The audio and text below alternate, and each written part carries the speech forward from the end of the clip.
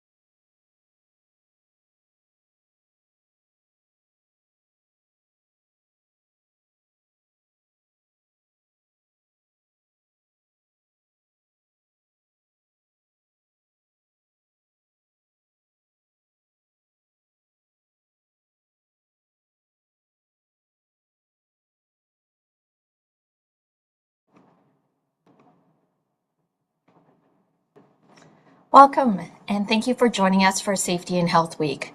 Today's session will be on plain language for health and safety. I'm Krista Travers, your moderator for today. To begin, a few Zoom items. Please submit all questions in the question and answer option at the bottom of your Zoom window. Today's webinar is also offered in French. If you want to access the interpretation channel, you will find an interpretation option at the bottom of your Zoom window where the globe icon is or where it says more. We put instructions in the chat for you to follow. A recording of the event will be available on our YouTube channel in the days ahead. We will email you when it is available.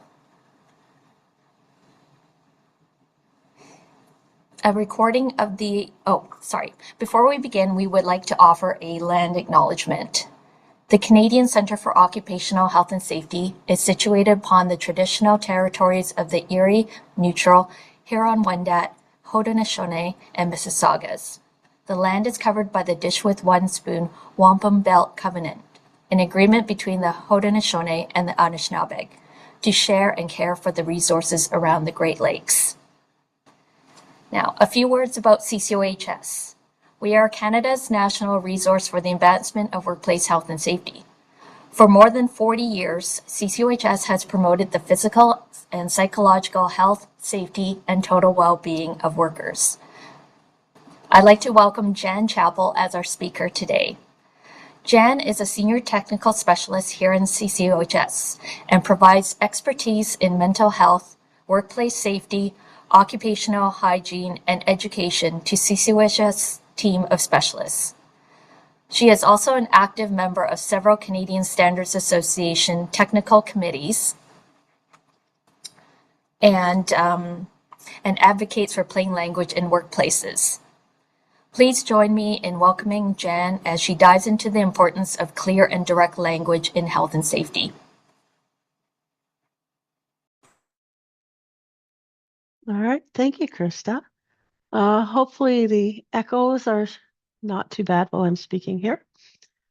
But I wanted to welcome everyone to this Safety and Health Week presentation. So we'll be talking about plain language. I also call it clear language.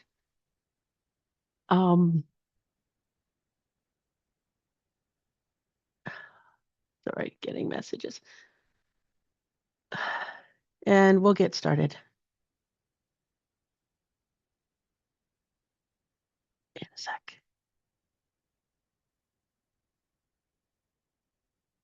Okay, we'll just go. My camera is apparently not on. I apologize for that, but rather than hold you up, I'm just going to talk. So there we go. There we go. Right button. So what is plain language? Well, it's the use of clear words and phrases in a logical way to help people understand the message that you're talking about. It's not about dumbing down the language. It's about making it accessible to everyone, regardless of their role, their education background, their literacy levels, whether English is a second language, perhaps. So it's a way of making your information straightforward, concrete, using familiar words that they understand. So what happens is your information tends to be very direct, but that's a consequence of being well organized, friendly, and respectful. So it's a good thing. Some people don't like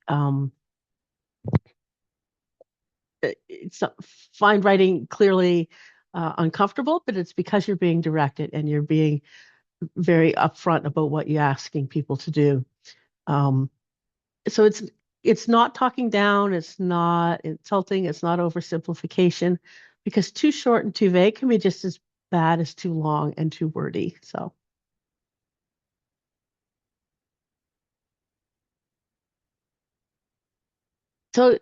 what we want to do is you want to make sure that people are aware of your message. They have to understand its importance and then take an appropriate action.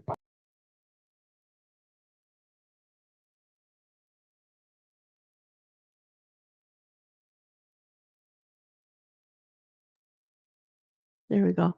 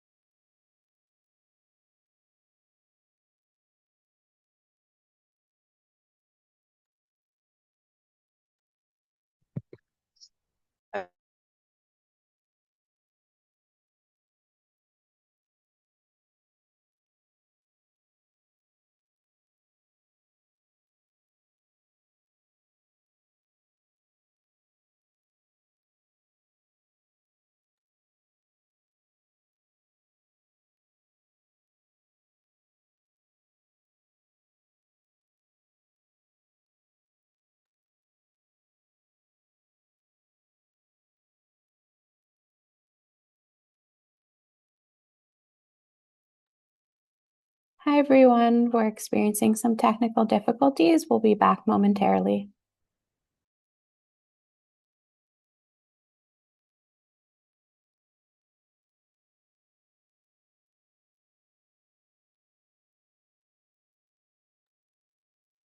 Okay, I'm not going to touch my headphone again. I was trying to adjust the microphone to see if it would help with some of the echo we're seeing in the chat, and that didn't work. So my apologies, and I will just keep going. Hopefully the information you can hear is helpful, and we can just move on. Oh, I'm starting to hear no echoes. It's sounding better. Okay, so worth the pain for in the middle there. So let's get back to our message. And the message is, do we take the appropriate action after we read information that we have? So I'm going to stop reading the extra stuff on the screen because that was confusing me. What I think happens is when we're sending out information at a workplace, we think a lot about how we create a message. So if you look at this diagram, and you don't need to see the words in the boxes, I know it's hard to see. This made me laugh because it was called the simplified person-to-person communication model. And it's from a health and safety executive for nuclear safety in the UK. But I think what happens is it was a good representation of, as the sender of the information, we think a lot about when we're going to send a message, what the words in the message are, how we're going to do it, if it's going to be in person or by email, what time of day we're going to send it. And then we just send this message. And that's that little box at the bottom.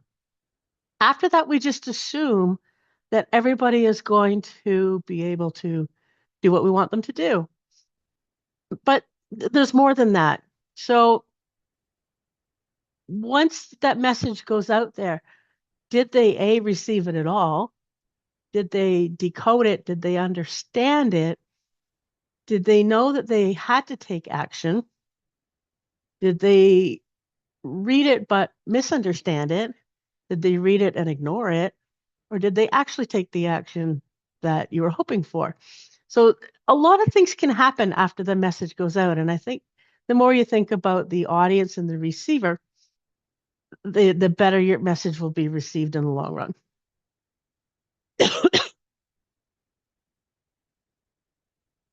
And of course, in a workplace setting, misunderstandings of safe work procedures or policies, your workers can't make an informed decision. There's a higher risk of them harming themselves, and this all supports the workers' right to know how to stay safe at their job. So let's use the chat for something good. Just a quick check. If you want to type in real quick, what do these symbols mean? Can you name them?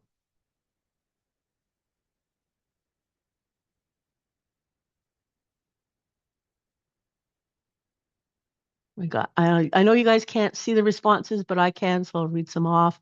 One says WHMIS, one says poison, toxic, corrosive, fire danger. Yeah, so you guys are all on the right lines. The actual answers coming up now, they are not WHMIS. They're not even old WHMIS. They are consumer products. You will see these symbols on things that you buy at your grocery store, Canadian Tire, something like that. And they have labels just like WHMIS does. So toxic, corrosive, flammable, and explosive. I remember being a kid, I'll share this little story, and seeing that skeleton hand on the bleach bottle just absolutely terrified me. I thought that one little drop of the liquid from the bottle of bleach would burn right through my skin and I'd be able to see the bone. So someone else was terrified too. Maybe that was the beginning of my health and safety career. I don't know. But what it actually means is you're Canadian, and Canada has been using these symbols since about 1970, mid 70s. And after an educational effort, most Canadians understand at least what these symbols mean, and there's some kind of caution associated with them. From a report from OSHA in the US back in 1997, I looked, couldn't find anything newer. There was a similar campaign, but they did not have the educational component that we got, like those public service messages and stuff like that. So their comprehension was below 25%. So again, that's an indication of having a good message, but people didn't know how to react to it. And of course, I just asked you to name what the symbols were, but I didn't ask what precautions you need to take when you're working with these materials. Unfortunately, there's a very serious case where workers were using an extremely flammable floor adhesive, and they understood that it was flammable, but they didn't understand that the vapors were flammable and the vapors would travel. So the workers were in a basement, the vapors traveled to the pilot light of the water heater, and then the vapors ignited, and the workers were very severely burned. So there's the message, and then making sure the instructions and the actions get through as well. So let's get started. How do you get the message across? We kind of focus on who's the audience, what's your main message, and what are you asking them to do or understand? Understanding your audience is probably the most important thing. So what do they need to know? Why do they need to know it? What steps do they need to take? These are critical questions to ask when you're writing your message. So think about the why. The reader should be able to focus on the information, understand what you want them to know or do, and then actually take that action. So when you're thinking about your audience, most of the time we think about what's their first language, what's their education level, is there an age range? It may matter. Is it just a couple people or is it a big group of people? What are their demographics? Location can matter, health status, gender, race. But other questions to ask include, how much information does that person want? Do they need to know the background, the chemical formula, or do they just need to know, in the case of the floor adhesive, to turn off pilot lights and have no ignition sources? How do they feel about this topic? So if you're doing, say, tailgate safety, because you had an incident last week and you want people to be more mindful, there might be feelings about how their coworker was hurt last week, and how do you address those feelings? And sort of on the other side, is there more than one audience?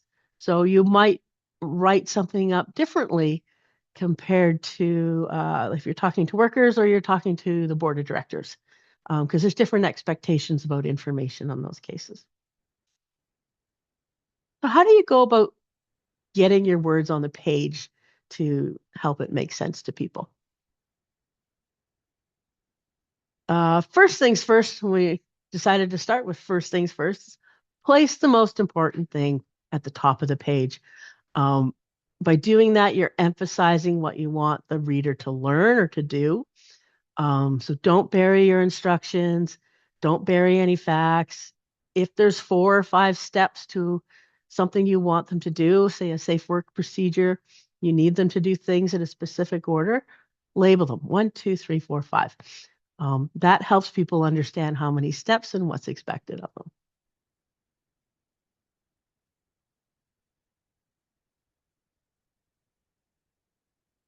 And there's a couple reasons, but one of them is most people read now on a screen. We don't actually read on paper all that often anymore. And reading on a computer screen is actually 25% lower than reading on paper. What happens, I know this doesn't sound intuitive. When you're reading on a screen, yes, you feel you're reading faster, but you're actually scanning faster. Screens encourage you to scan, they encourage you to scroll. Your eye jumps around on the page. It looks at the pictures, it looks at the link, it looks at the advertisement, whatever it is. So your eyes have to work harder to stay in line with the text. And that effort actually subtly, but slows your reading. So they say if you're putting things on a web or basically screen now, try and have about half the words you would have on a piece of paper if you want someone to read from beginning to end. And I see someone says that's why I prefer paper books. And exactly, there's a lot of different ways your eyes read, and we're not always conscious of that. Because you might be splitting up information, just a heads up, you might want to explain concepts more than once, redefine acronyms or definitions, that kind of thing as you go along. So here's an example of what was important to the person making the sign versus what's important to everybody else. So the person making the sign, it was very important for them to share that the sign has sharp edges. They obviously cut themselves more than once. They wanted everyone to know the sign has sharp edges. But if you read down at the bottom of the page, the bridge is out. That's what everybody else needs to know. Now, I know this is just stealing a joke off the internet, but it's a really good example of What's important to you might not be what's important to everybody else. So when you're writing your information, again, start with the most important thing first. So start with your point. Then if you need to define anything, I would do that next. Put your evidence in, your explanation, if you need it, a summary, and then a transition moving on to the next thing. So most paragraphs are about 3 to 5 sentences, and transitions between paragraphs where you put something like in addition or similarly. However, if you want to say, but there's something different. Shout out to my grade 10 English teacher, because this is from him. So once you've got your paragraph kind of set, look at your sentence length. We suggest varying your sentence length. It helps people read further on. Try and just keep one idea per sentence. So if you find that your sentences have over 30 words, if you find you're trying to figure out where your semicolons go versus your colons, you're probably trying to do too much in one sentence. Break it up into more readable chunks of information. Run-on lists, inverted sentences. And these are all things to monitor. One trick I do is if you try to read the sentence out loud and you don't have enough breath, then your sentence is too long. So I'll show you an inverted sentence right now because we can do a little practice here. So there's actually 2 ways we can make this sentence better. And you're welcome to put in the solution or just what you think needs to be fixed in the chat.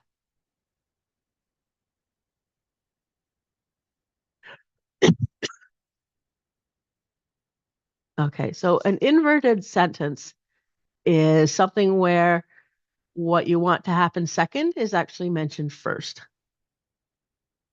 So yeah, you guys are getting it. Yeah, sign your timesheet. All timesheets must be signed.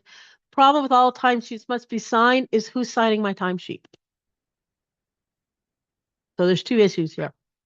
Who's the timing, the order sequence of order, and who's signing it. So I assumed it was a manager. So first thing you want to do is ask your manager to sign your timesheet before you hand it in. Someone said with clean hands. That's cute. Yes, have your supervisor sign before handing it in. Exactly. So a sentence you see every day at the workplace, but it's actually leaving out information that people knew. So we actually made the sentence a little longer, but it's now more clear and you'll get more information. We encourage use of bullets. Just make sure you've got your verb tense and similar construction. We'll show you that in a couple slides. And grouping things for relevant information. Most people can hold about 7 items in their short-term memory. So I used to think of phone numbers before we had to remember 6 area codes for one city. So just keep that in mind when you're creating your list. People can only remember so much at a time. And here's an example of how to organize bullets. You'll see we started with you should. So this is like we grouped all the do things together. We haven't talked about voice yet, but we used active voice with the verb. So use, match, give, position. And then we transitioned. More importantly, you should not, and group those together. This wasn't a huge list, but it helps people understand what goes together and what doesn't. So think about your word choices. Generally, we're looking for words that are clear, similar to everyday speech. It makes it easier and quicker to read, but you'll also reach more people. Like again, if English is their second language or something like that, it helps people understand more easily what's going on.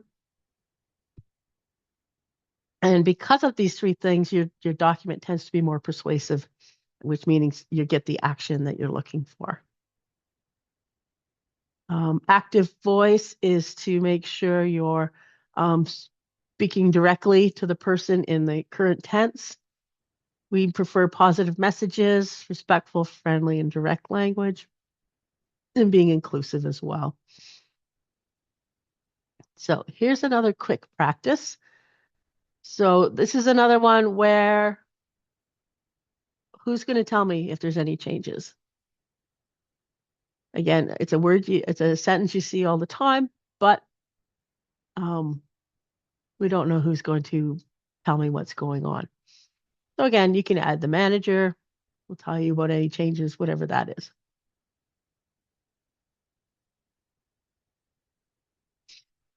This one we found along the way. It says it's important to remind them regularly about kinds of behavior that are unacceptable.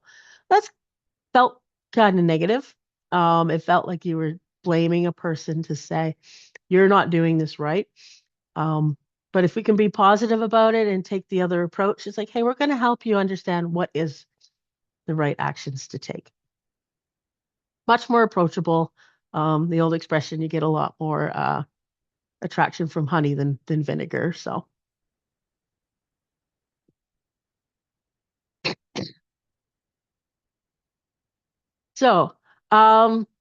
if you're into grammar, on the left side where we have, or the right side, we say limit. These are derivative nouns.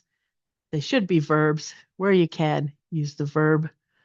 So instead of application, apply, look into, assume, do. This makes your writing more clear and more action orientated. Again, for those grammatically inclined, watch out for your prepositional phrasings.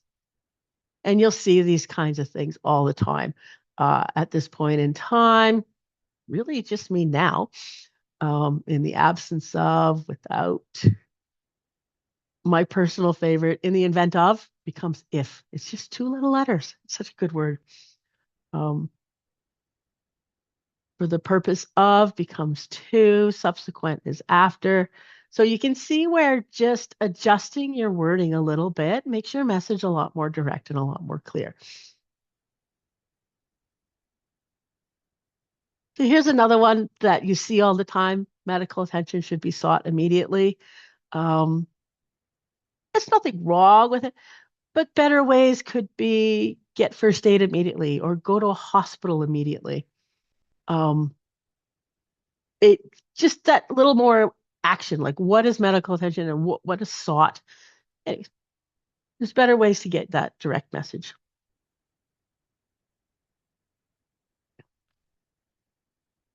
So this is one that I found. The CDC has a website actually called Employee Words for Public Health Communication.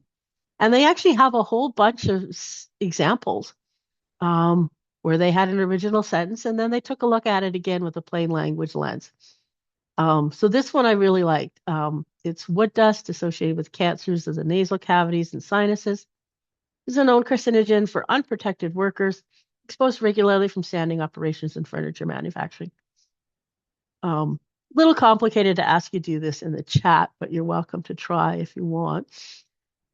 But they came up with this nice, tidy, clear sentence. So workers, most important thing, who breathe in wood dust, you've got the action, you've got the how they're going to be exposed from sanding operations and furniture manufacturing. So you've still got their occupations in there, can develop cancers in their nose and sinuses. So it's a way of just looking at your information and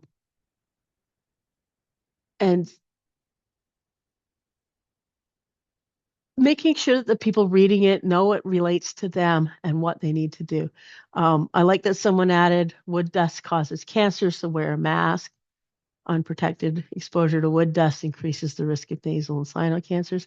So you get the idea, right? So you can keep all your information on the page, but there's ways to organize the information so that it makes more sense to the reader. Yes, workers who inhale wood dust are more likely to develop cancer. Please wear a mask. So he added the action in there as well. Good stuff, guys. So just be aware of acronyms, business language, bureaucratic language. You start getting complex and abstract terms. Anything that will distract from what you want the reader to actually do is something to just watch for. Again, we talk about using words that people understand. So instead of expedite, you speed up. If I don't see the word operationalize again, I'll be happy. It's just an extra word. I also pick on words like I'll always say before instead of prior to. I think before is more impactful and understood. I never use latter and former because I have to look it up each time, which one is which.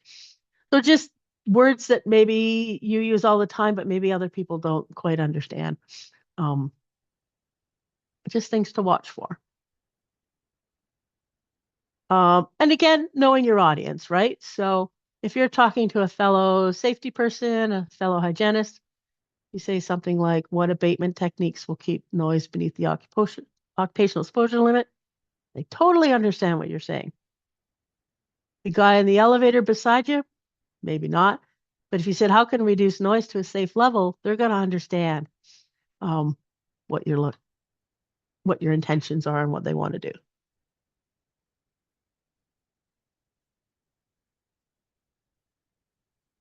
So here's another one. I'll just go over this quickly. Your employer is committed to ensuring health and safety of employees who must work at heights as part of their duties. This includes the ability to identify hazards and implement controls that must be in place so that they can work safely.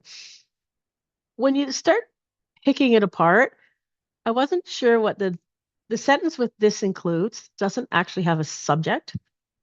So that was red flag for me right away. And then I wasn't sure who was actually identifying the hazards, who was making the controls. It just felt a little vague and a little sort of mixed up. Yeah, who are they exactly? Who are we talking to for they? And usually when you say they, you mean the group right above it, but we were talking both about employers and workers. So I took a stab at trying to clear it up a bit. The employer has a duty to make sure any work at heights is completed safely, including identify the hazards and using controls to keep employees safe. So there's variations on that theme, but it's always one way to look at it. So I've just got some quick design things. I'm getting little warnings that we want to leave time for questions. So the most important thing on this slide is all caps. You don't see that a lot on written things anymore, but all caps is hard to read because what happens is your eye treats the word as a rectangle. It just looks like a blob. You actually use the up and downs of the font letters, upper and lower case, to help understand the words. So I'll throw this challenge out to you.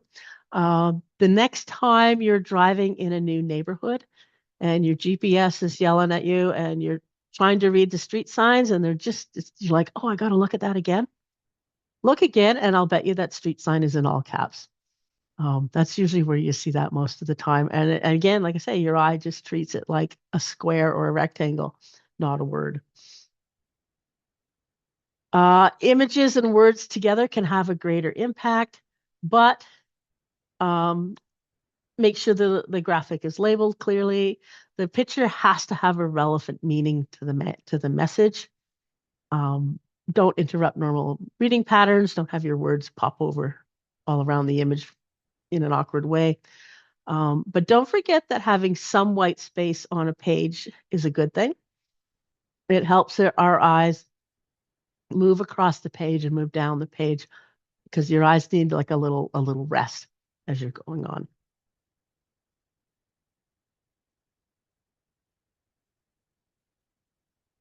Okay, so here's just a quick example again of some symbols. You'll still see these caution stickers on information, but the newer versions are obviously a really good way of showing how images and words can make such a big difference. Don't operate without a guard in place. Well, okay, whatever.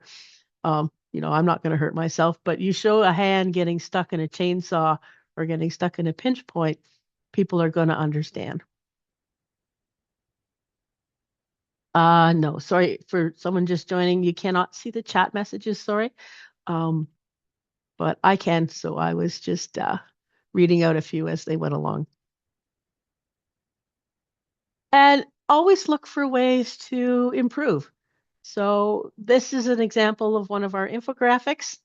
We had a good one, the green and yellow one on the left.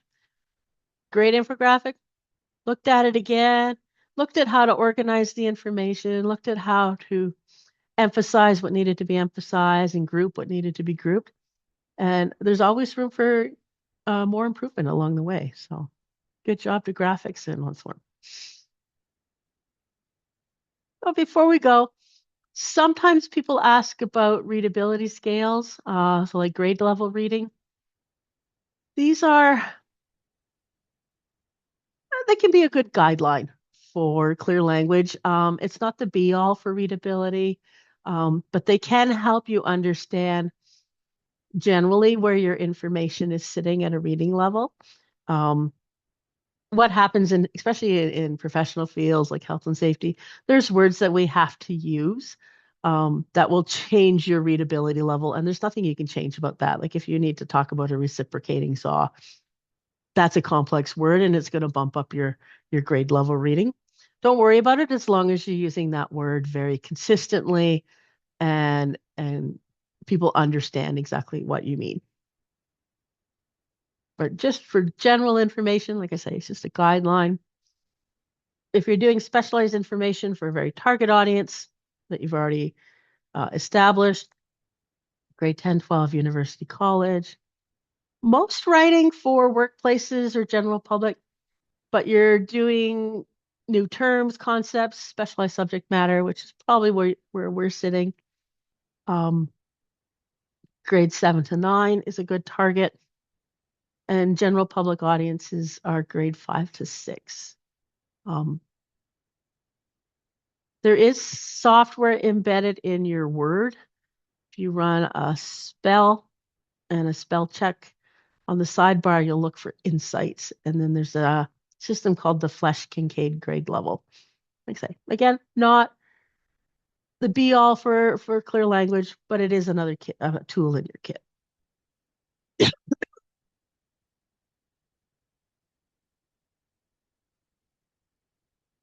So quick slide on inclusive language.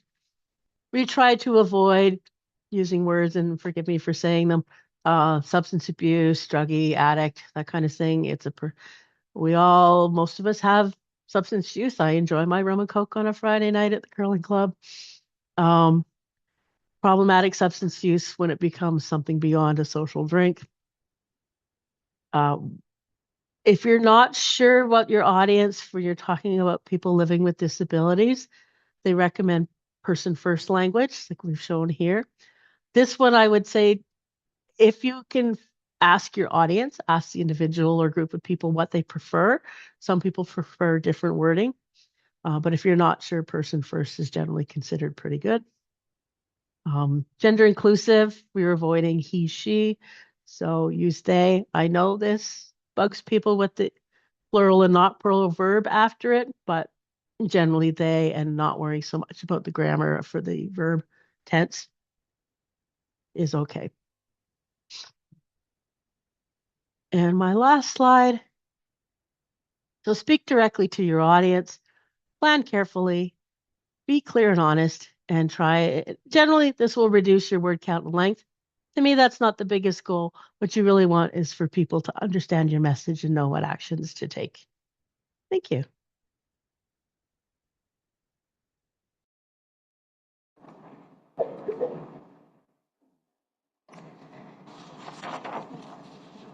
Thank you again, Jen, and thank you to everyone for staying with us. We do have a few minutes for some questions. Some have come in, but there's still time if you are wanting to get some questions answered. You can fire them off here during this session, and as well, Jen's contact information is on the screen, and you can always get in touch with our safety info line.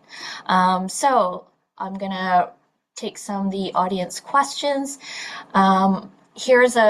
I feel that this one was kind of addressed throughout the presentation about the best way to provide plain language guidance to workers. But maybe, Jen, if you could say, what are like some three key tips like to get started on getting people to buy into plain language and to structure plain language for workers? Yeah. Again, it's not so much, I'm losing my thoughts. Um, it's not getting the worker buy-in, it's getting um other like management and administration understand that you need to use clear language because you will have better results with the information you're sharing. Um, so using positive words, active voice, and really taking a look at how the information is organized. Um, we tie in, like, you don't always have to say, um, use the hierarchy of control. You can just start with eliminate and use engineering controls. You don't have to use the complex words, but you can teach it in a way that people will do put the most important thing first. So eliminate your hazard. So I think there's ways to do it without getting complicated, and it helps people understand the message in the long run. Yeah, good points. Here's another one. Due to the nature of our industry and the equipment used, standard operating procedures are often technical and as a result, word heavy. We've started incorporating pictures whenever possible. What other ways can we make this into plain language so that everyone operates in a safe manner? Yeah, I like that question. It's making sure your wording is consistent. I find even, and we still do it here, we're talking about, say, WHMIS, and we use the word substance, material, product, hazard to mean all the same thing. So just watching where you can to use consistent language, consistent words. Um, you can define complex terms and then use, uh, you might need to use big word like complex terms to for the piece of machinery or the actions that are taking, but you can have the words in between be clear and direct. Um, I like that they're using pictures, but again, make sure they're meaningful and relevant. And the other thing I would say is if they need things to be in a sequence, to make sure it's stepped out 1, 2, 3, 4, 5 kind of thing. Very important. How do I keep my messages clear and easy to understand when I'm speaking to both service workers and office or sales staff as a group who may have different levels of detail and language? Yeah. You might if the divide is big, you might want to say, okay, this slide is for service, this slide is for management. Sorry, I forget which groups you mentioned. Um, you might find the more clear and direct your writing is, it has more universal reach anyways. So that's a tricky one though. Um, Mhm. but letting them know that you see the difference and that you're speaking to one side and then the other side might just be enough to help people. Mhm. And I think it's important to remember that everyone benefits from plain language. You Yes. know, simplifying does not mean dumbing down. So when you're speaking to an audience who may understand more technical terminology, having it simple may just help ease their cognitive load as well. Yes. I've often said that. Thanks, Krista, because it's like you might know this, but you're busy and you want to just read it fast and get the message. Clear language helps people do that as well. And what are your thoughts on using AI tools for plain language writing? Oh, interesting. I've dabbled. I'm not a aficionado on AI. Again, I think there's use there, but I think there still needs a professional or a human to vet what results you're getting and making sure that it's still technically accurate for what your messaging is. Yeah, I would agree. Use with caution. It's a tool, not an end It's not the be solution. all. It's like the readability scales. It's not the be all. It's another tool in your kit if it helps you see words in a different way. But again, just you need your professional judgment to know that it's still technically accurate. Hmm. Okay, well, I know that a lot more questions have come in, and unfortunately, this is all the time we have during our live session, but you can reach out to us through our safety info line, and we do read all the questions and we will respond to you with your answers if we didn't have a chance to get to them today. So you can use the QR code or visit the website link there, and we'll be happy to provide you with the answer. So when you exit, there will be a short survey that will open in a new tab once the session ends. So take a couple minutes to fill it out and help make our future events even better. And you will receive a link to the recording of today's presentation in the coming days that will be emailed to you, as well as a copy of the slides. If you haven't already, please sign up for tomorrow's session. We've got one more this week on cultural safety and Indigenous inclusion. Registration link has been shared in the chat. If you have already signed up, we look forward to seeing you there. And if you haven't, there are still some spots left. So once again, thank you, Jen. Thank you, everyone, for joining us today. And I wish you the best rest of your health and safety and health week. Thank you. Thanks, everyone.